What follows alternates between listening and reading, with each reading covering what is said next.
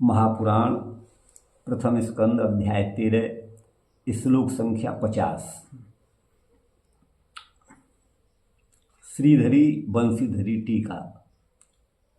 धृतराष्ट्र सह भ्रात्रा गांधार्याच्य स्वभार्यया दक्षिणेन हिमवतः ऋषीणाम आश्रमं गतः। धृतराष्ट्र अपने भाई विदुर के चमाने और अपनी पत्नी गांधारी माताजी के साथ, माताजी मेरी उनकी नहीं है, अपनी पत्नी के साथ दक्षिणेन हिमवतः, हिमालय के दक्षिण भाग में जहाँ ऋषियों के आश्रम थे, ऋषिणाम आश्रमं गतः, वहाँ पर चले गए।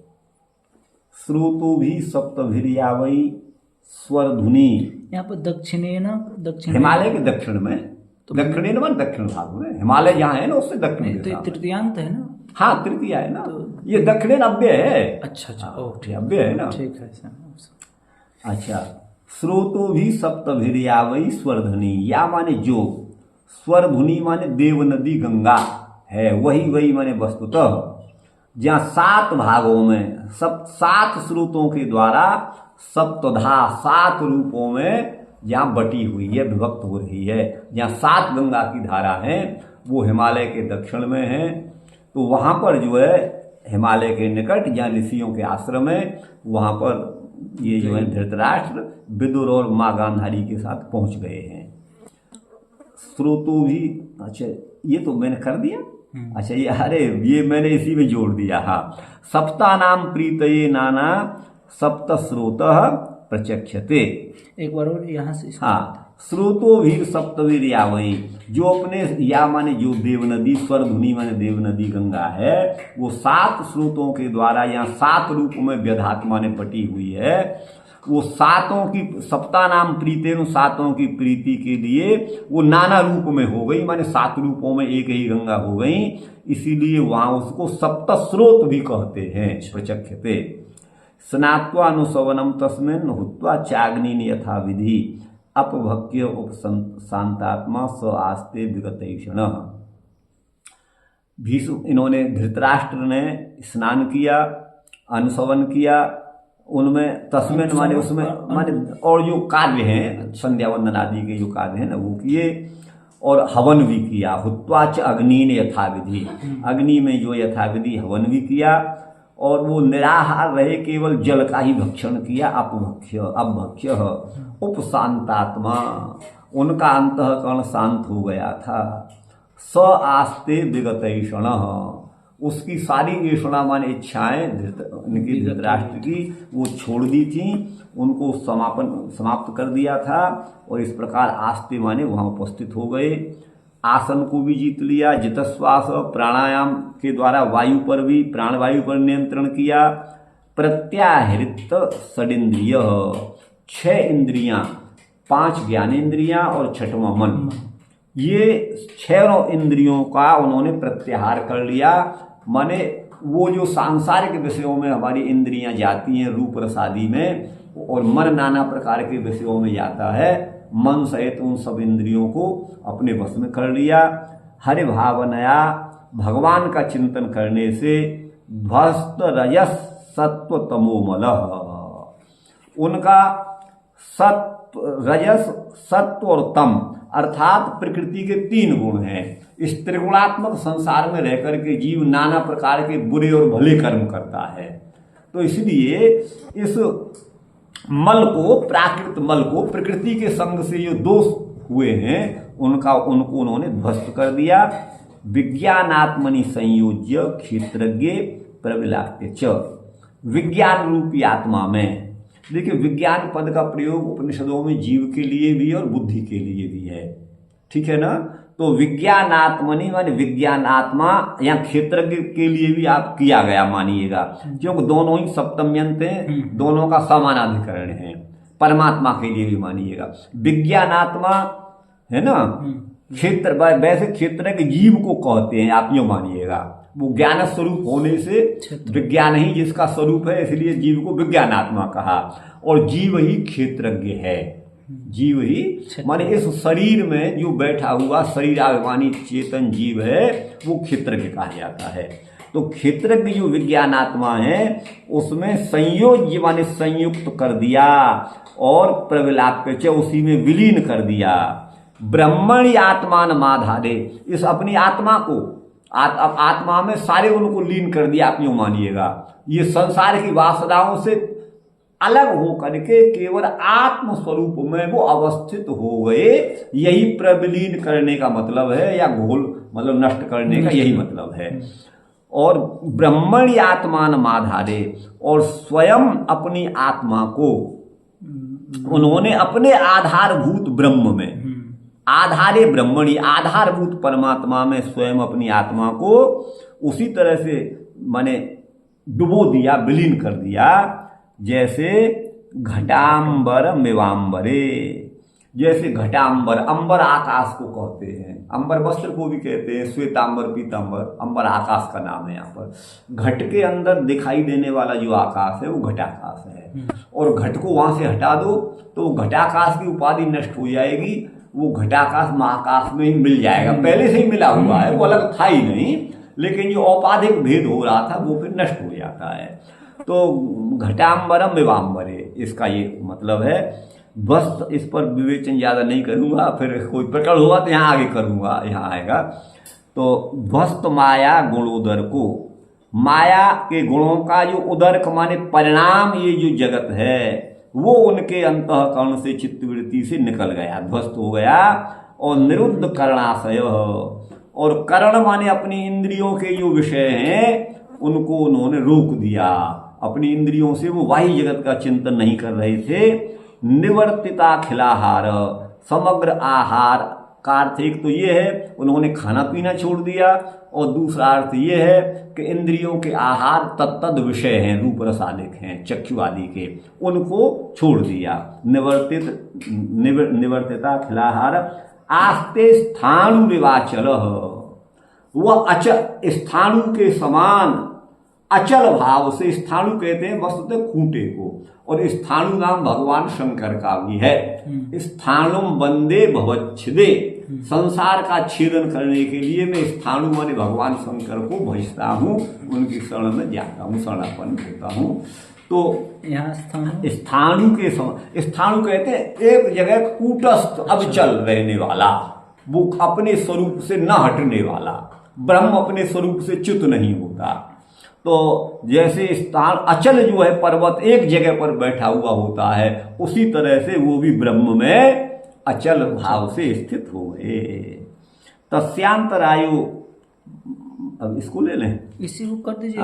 तस्यांतरायु मयि वा भू संन्यस्ताखिल कर्मण सवा अद्य तनादरायन परतः पंचमेहनी कलेवरम हास्यति स्वम तच्च भस्मी भविष्यति। आगे कहते हैं तस्य अंतरायो, उसको कोई अंतराय कहते हैं विघ्न को, वो नहीं हो, मयि वा भू नहीं हुआ, क्योंकि संन्यस्ताखिल कर्मण, सारे कर्मों का, लौकिक कर्मों का उन्होंने संन्यस्त माने परित्याग कर दिया था। और सवा अद्य तनाद रायन, हे रायन, यहाँ पर कह रहे हैं, राजा को संबोधित कर रहे हैं वो सुखदेव जी, हे रायन, अथवा जिसकी युक्ति होगी उसके लिए यहाँ है, हे रायन, सवा अद्य तनात माने आज से, परे पंचम दिन में, पंचमे यानी आज को छोड़कर, आज से लेकर के पांचवा दिन जो भी होगा, ये जो है अपने कलेवर माने देह को, हास्यति माने त्याग देंगे, और स्वम माने अपने स्वम कलेवरम, अपने कलेवर को त्याग देंगे, और तच्च भस्मी भविष्यति, वह उनका शरीर भस्म भी हो जाएगा।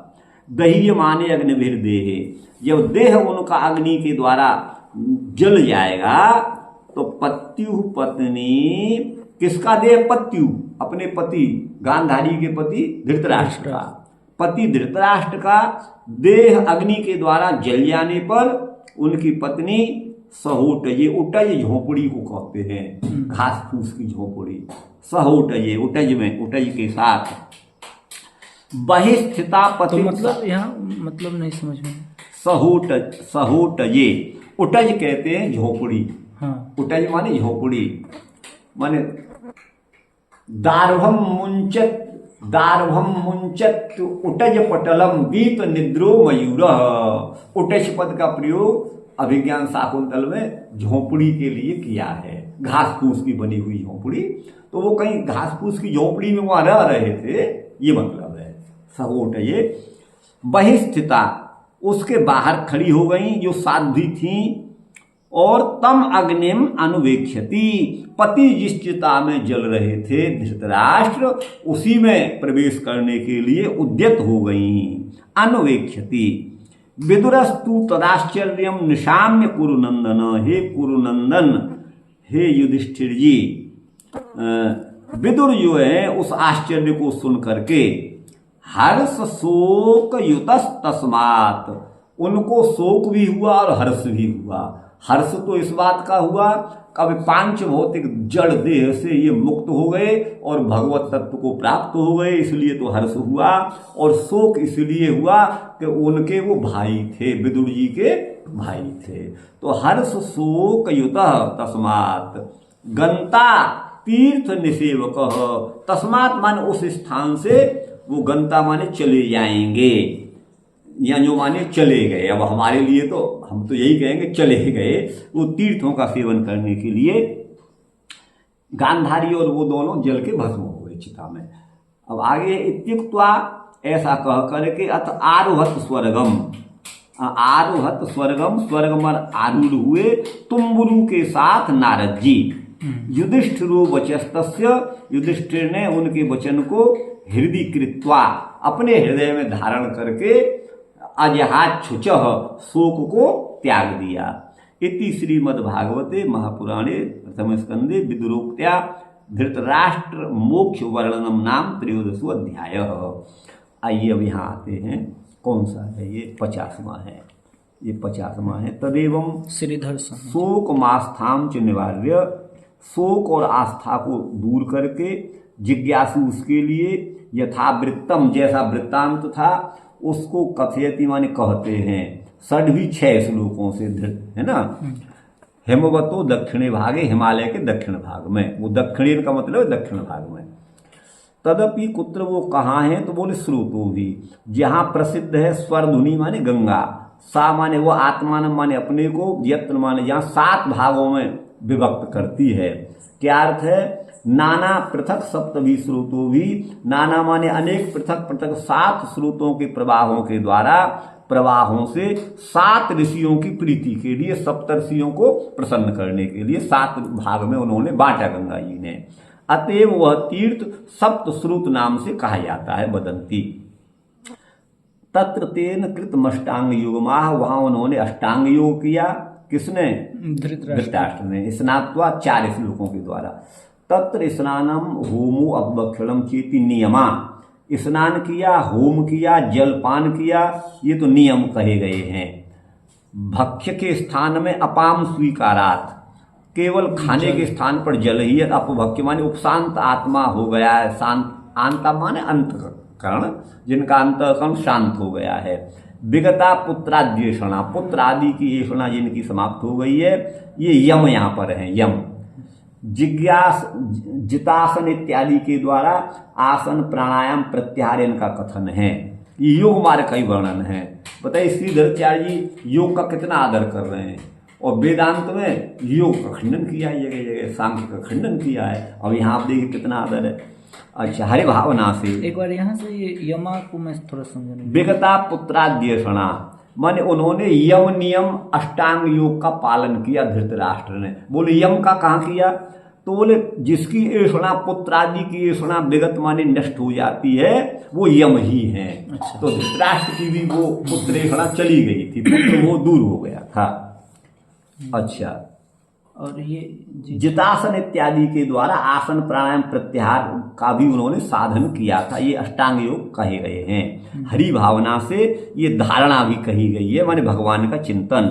ध्वस्त हो गए हैं रजस सत्व और तमो रूप मल जिसके, है ना, ये जो है फलतः ये ध्यान कहा गया है, माने वो ध्यानावस्थित हो गए। समाधि को अब कहते हैं विज्ञानेति, द्वाभ्याम 2 श्लोकों से। आत्मा न माने अपने को, मनो अहंकारास्पदम, मन जो है वो अहंकार का आस्पद है। स्थूल देह से वियुक्त होकर के स्थूल देह में अपने आत्माभिनिवेश को, मैं स्थूल देह हूं, इस भाव को त्याग करके विज्ञानात्मा, या विज्ञानात्मा बुद्धि को कहा है, मैंने कहा ना विज्ञान बुद्धि को भी कहते हैं और उसको भी, उसको संयोज्य माने एक ही करके, ठीक है ना, एकीकृत, हाँ, स्थूल देह से बुद्धि को एक ही करके तमच विज्ञानात्मानम दृश्यांशाद वियोज्य, उस विज्ञानात्मा को दृश्य अंश क्या है, शरीर, जड़ शरीर, उससे वियुक्त करके क्षेत्रज्ञ जो दृष्टा माने जीव है, उस जीव में उस बुद्धि का विलय कर दिया। और तम क्षेत्रज्ञम, और क्षेत्रज्ञ जो चेतन जीव है उसको दृष्टंसात वियोज्याधार, दृष्टारूप जो अंश जो पृथकता है जीव की ब्रह्म से, उसको वियुक्त करके आधारभूत आधार संज्ञक पर ब्रह्म में उसको विलीन कर दिया। कैसे, जैसे घटांबर माने घटाकाश जो है घट की उपाधि से वियुक्त होकर के महाकाश में विलीन हो जाता है, उसी तरह से उनकी आत्मा उसमें लीन हो गई, ये कह रहे हैं। व्युत्थान के अभाव को यहां पर कहते हैं ध्वस्तेति। अंतर्गुण मोक्षादवा बहिरेंद्रिय विक्षेपादवा व्युत्थानम भवेत। समाधि टूट जाती है साधकों की कभी कभी, तो तब उसको समाधि से उठने को कहते हैं व्युत्थान। तो वो व्युत्थान कैसे होता है, या तो गुणों में अंदर क्षोभ हो जाए और कहीं बाहरेंद्रियों का विक्षेप हो जाए, बाहर की इंद्रियां जो है वो चंचल हो उठे, तो समाधि टूट जाती है, व्युत्थान भवेत। उभयम तस्य नास्ति, ये दोनों ही उनके लिए नहीं थे धृतराष्ट्र को, क्योंकि उनके ध्वस्त हो गए माया के गुणों का उदर्क। तो माया के गुणों का उदर्क माने परिणाम क्या है, ये जगत है, तो जगत ये जड़ है, ये जो है नश्वर है। उत्तर का फल का मतलब है वासना भी उनकी नष्ट हो चुकी थी। निरुद्धानी करणानी, चक्षुरादि इंद्रियों को, और आशय माने मन, आशय माने मन जिसका निरुद्ध हो गया है, मन को वश में कर लिया है। अतएव निवर्तित अखिल आहारो, सारा आहार माने भोज्य जिनका निवृत्त हो चुका है। इंद्रियर विषयाहरणम वा, इंद्रियों के द्वारा विषयोपभोग जिनका समाप्त हो गया है, ऐसे हैं। स्थाणु के समान वो निश्चल हो गए। स्थाणु खंबा या ठूंठ को कहते हैं, उसके समान। तथा भूतमपि, वैसा होते हुए भी तथा भूतमपि आने तुम उद्यतम, आने तुम माने लाने के लिए उद्यत हो गए, उसके प्रति कहते हैं। क्या आगे बोलेंगे, अंतराय माने विघ्न, मई वा भूत माने नहीं, यहां पर अट का आगम छांदस है। अन्यथा तो न मांग योग से अट का निषेध हो जाता है, मांग के योग में आप पढ़े होंगे, लेकिन यहाँ मांग भी है और अट भी है, तो वो छांदस मान करके है। दर्शनमपि तावत कुर्याम इत्युद्यतम, मैं दर्शन भी करूं, इसके लिए उद्यत के प्रति कहते हैं। सवा अद्यतनाद अहन परतः, ये युधिष्ठिर के लिए कह रहे हैं। अगर वो भगवान में स्थित हो गए तो वो उनका दर्शन कर लूं, तब कह रहे हैं उनसे ये तुम दर्शन कहाँ करोगे, वो तो 5वें दिन ही नष्ट हो जाएंगे, चले जाएंगे। अच्छा। तो वो जो है आज के दिन से परते माने आगे, वो 5वें दिन। स्वम माने स्वाधीन, तरे तद दाहार्थम गमिष्यामि, तो फिर युधिष्ठिर उनके दाह के लिए जा सकते थे, तो बोले वो तो कोई जरूरत नहीं, वो तो अपने आप योगाग्नि से जल के। तरे गांधारी आनयन आए, तो गांधारी माता जी को लेने के लिए मैं वहां जाऊंगा, तो बोले नित्या, उनकी भी जरूरत नहीं है, क्योंकि पतियों के देह में, पति के देह के साथ उटज जो झोंपड़ी में थी माने पर्णशाला, मैंने वही अर्थ किया था ना, पर्णशाला, उटज माने पर्णशाला में, और पर्णशाला के सहित वो योगाग्नि के द्वारा, गार्हपत्याग्नि के द्वारा दह्यमान होने पर उनकी पत्नी बाहर स्थित थी, लेकिन वो सती थी, तो तम पतिम अनु, उन पति के पीछे ही अग्निम विक्षति, वो भी अग्नि में प्रविष्ट हो जाएंगी, तुम इसलिए नहीं जा सकते। तरे तो विदुर को लेने के लिए वहां जाऊं मैं, अगर ऐसा सोच सकते हैं युधिष्ठिर, तो बोले नित्या। विदुर भी उसको सुन करके, देख करके भ्रातु सुगत्या, अपने भाई की सदगति को देख करके उनको हर्ष होगा, लेकिन उनकी मृत्यु हुई है तो शोक भी होगा। तो ताभ्याम मान हर्ष और शोक से युक्त हो जाएंगे विदुर जी।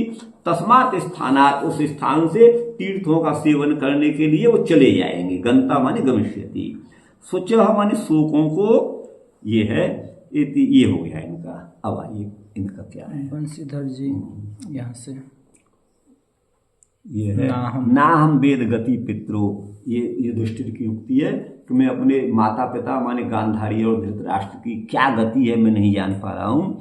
तो इस प्रश्न का जो है परिहार करते हुए धृतराष्ट्र की तपश्चर्या को और आश्रम और तीर्थों के सेवन को कहते हैं दक्षिणेति। दक्षिणश्याम माने दक्षिण दिशा में, किससे? हिमालय से। निर्गमन के अवसर पर भाई विदुर के साथ चाक माने चौके बल से कुंती, यद्यपि यहाँ नहीं कहा गया लेकिन महाभारत में कहा गया है, तो उसी के अनुसार चौ का अर्थ इन्होंने कुंती भी लगा लिया है। चौ कुंती ये लगा लिया है। उसके साथ हस्तिनापुर से निकल करके हिमालय गिरी के पर्वत के दक्षिण दिशा में जहाँ ऋषियों के आश्रम है, यहाँ सप्तस्रोत नाम का स्थान है, वहां पर गतोभूत, वहां पर ये चले गए हैं। कैसे उसको सप्तस्रोत क्यों कहा गया? तो आश्रम के मध्य में स्वामी व्याख्यान माने श्रीधर स्वामी के व्याख्यान में तो तदपि कुत्र, वो कहाँ है? तो कह रहे अस्य दक्षिणश्याम, वह हिमालय के दक्षिण दिशा में भी वो कहाँ गए कुत्रगत? तो अतएव सप्त प्रवाहवत्वा, वह 7 रूप में होकर के विभक्त होकर के गंगा बहती है, वहां ये उत्तर दिया गया है। तेन माने धृतराष्ट्र ने तत्र अष्टांग योग उन्होंने किया है। आदि पद से लोकेशणा वित्तेषणा आदि का ग्रहण होगा।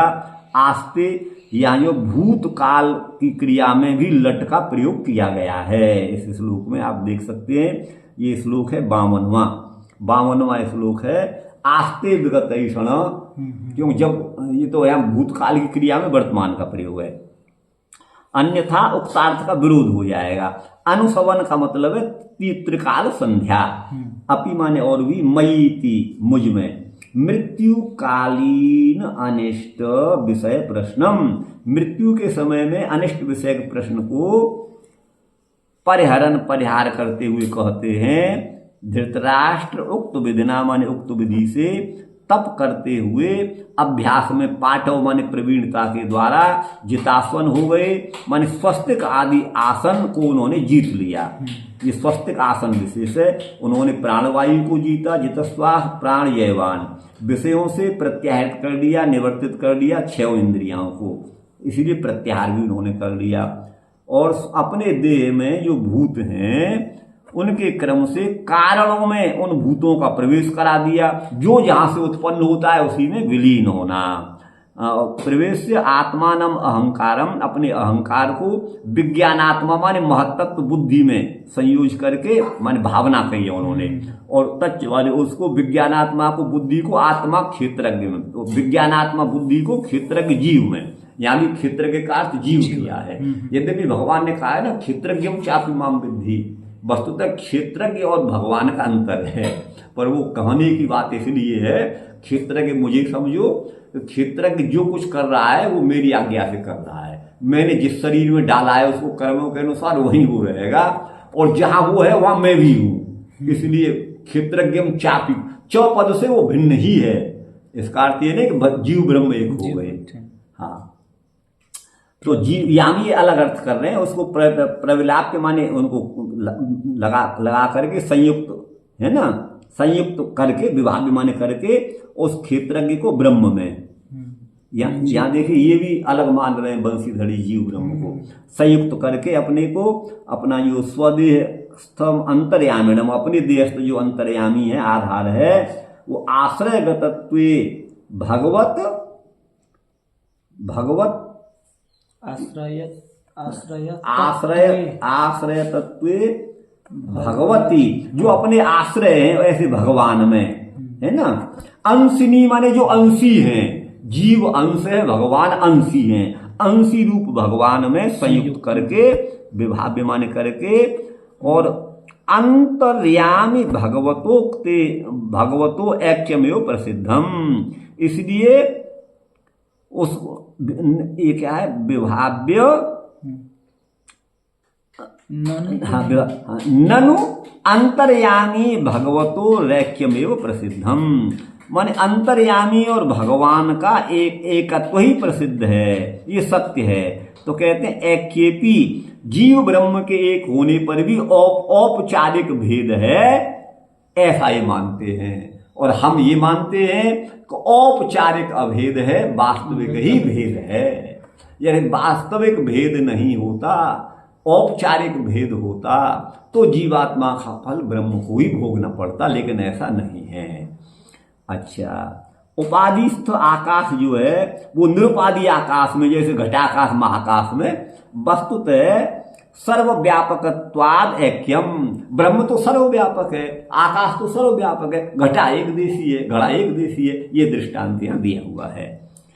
अर्थात ये कह रहे घटाकाश महाकाश से अलग नहीं है, तो वो तो केवल घट की उपाधि से है। यहाँ पर क्या कहेंगे आप?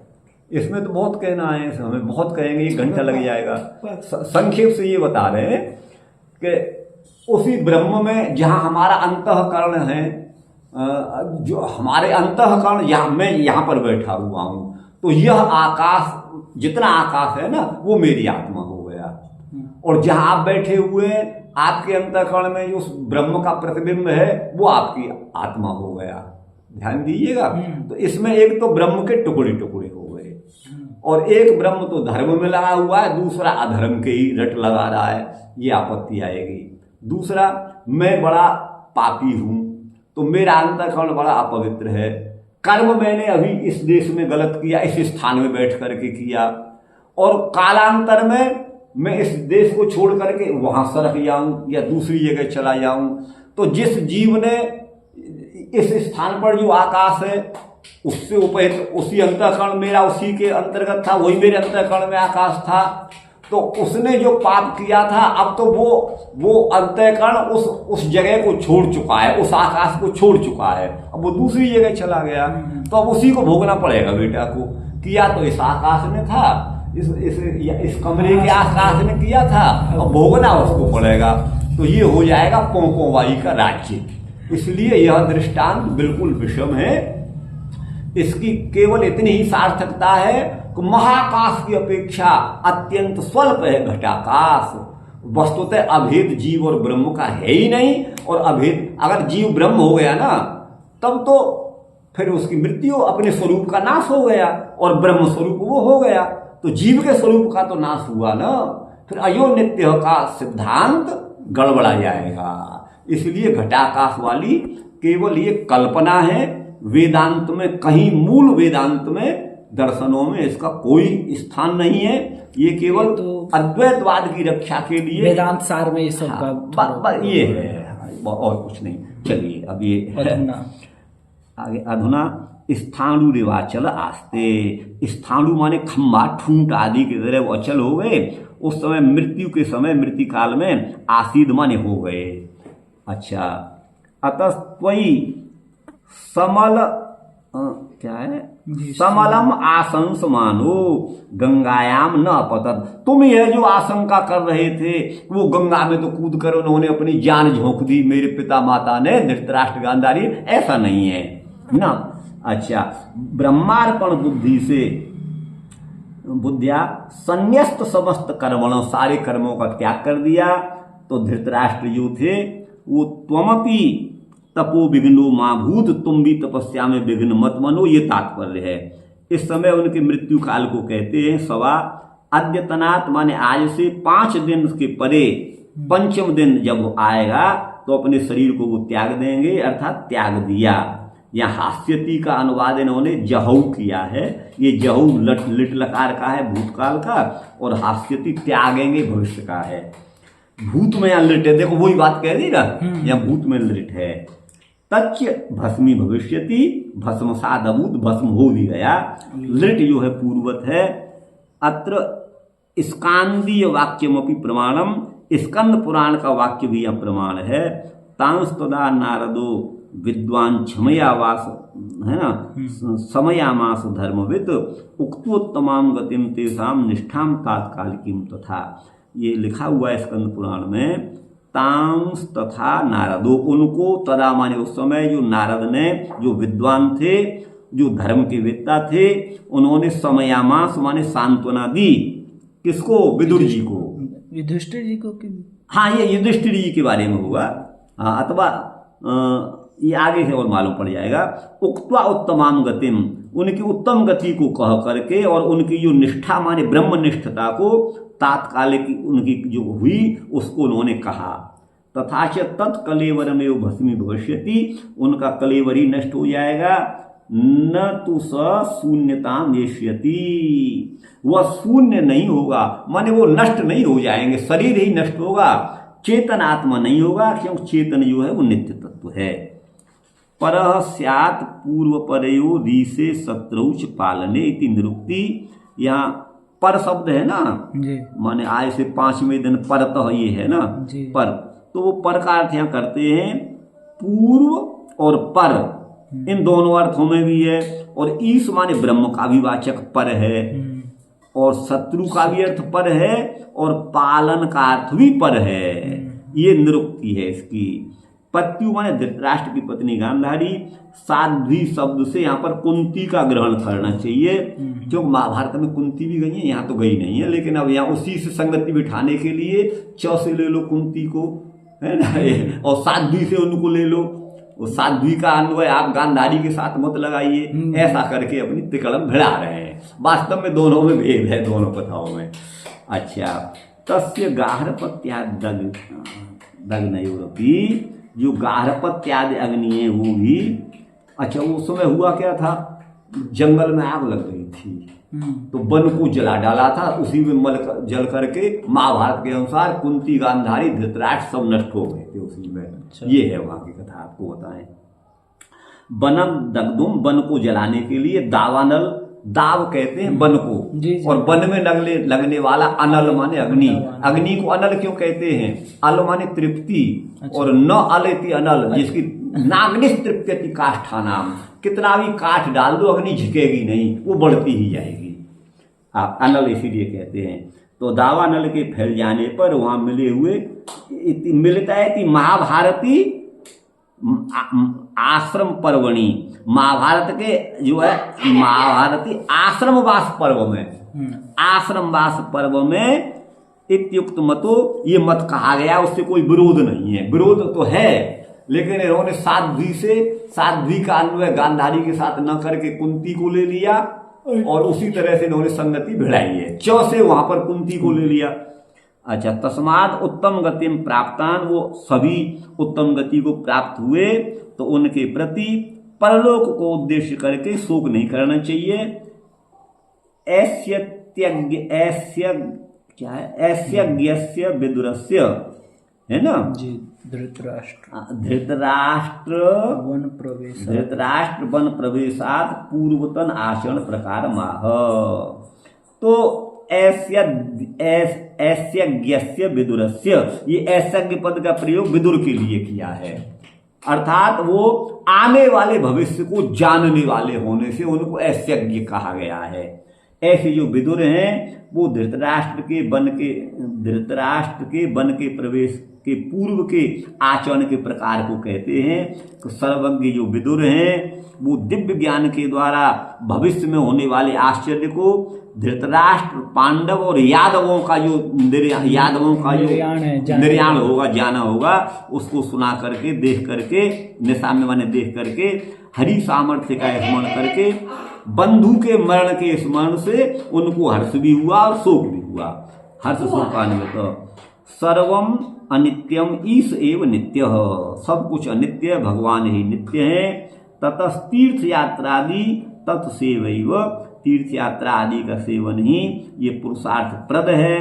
अतः तीर्थ निषेवक होकर के वो गंता माने चले जाएंगे। गंगादि तीर्थों का, भागवत आदि शास्त्रों का सेवन करने के लिए चले जाएंगे, मतलब ये है।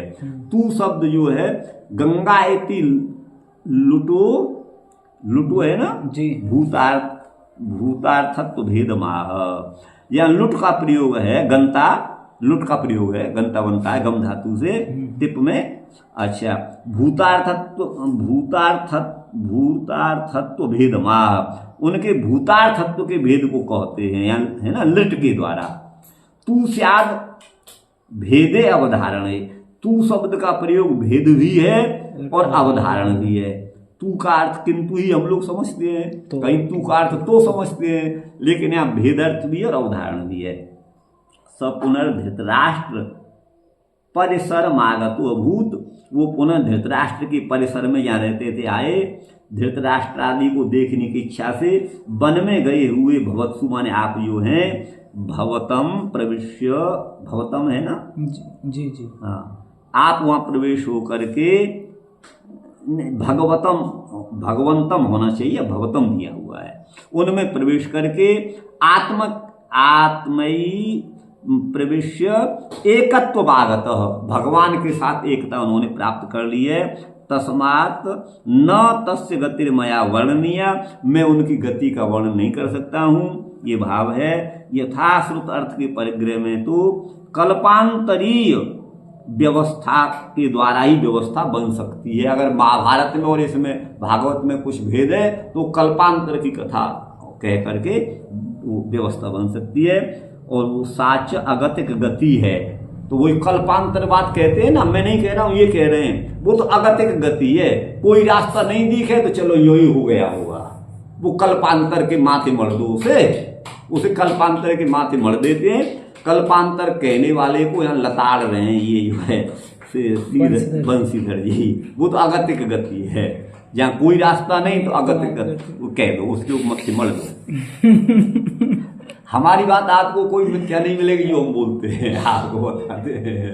अच्छा, ऋजु मार्ग से सिद्ध्यतो अर्थस्य, ऋजु माने सरल सीधे मार्ग से सिद्ध होने वाला जो अर्थ है, वो वक्र मार्ग से दर्शनायोगात, टेढ़े मार्ग पर चलकर उसको नहीं देखा जा सकता। यह जो व्याख्यान है वो कृति